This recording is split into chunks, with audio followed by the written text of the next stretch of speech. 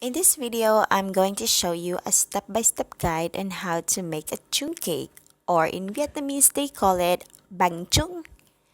Chung Cake is a Vietnamese traditional food especially prepared during the Lunar New Year. Here are some of the ingredients that you'll need. You of course will need a sticky rice, mung beans, make sure they are grind very well, pork, some leaves which we use it for wrapping, and some bamboo strips which we use it to tie around the cake. You'll also need a square molder because chung cakes are square shape, and the first thing that we need to do is to prepare our wrapping. So we need to fold some leaves and place them inside the molder just like this.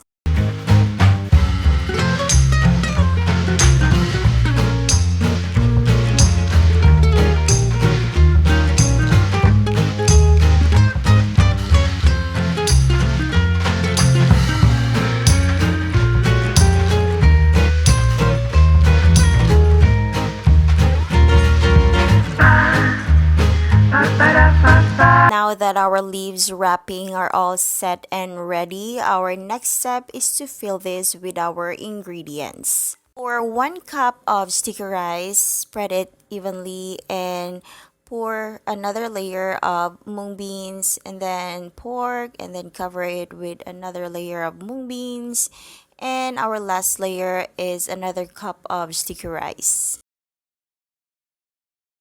Now that our square leaf is filled up with our ingredients, it's time to close this one and wrap it gently.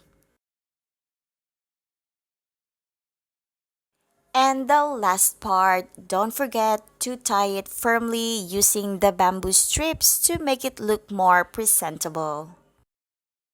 Chung Cake! And yay! Ready to steam for how many hours? How many hours steam? 12 hours?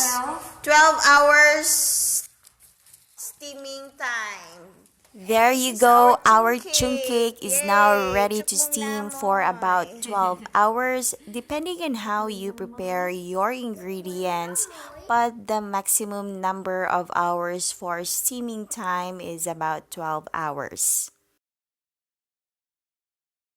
Chúc mừng năm mới, or a happy Lunar New Year!